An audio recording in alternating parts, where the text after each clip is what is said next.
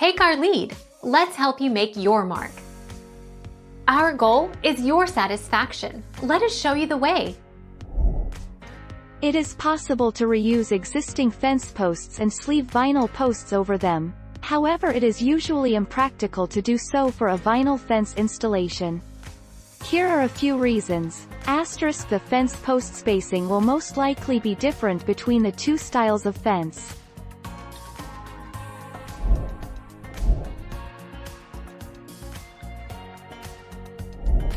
Make your mark. Take our lead.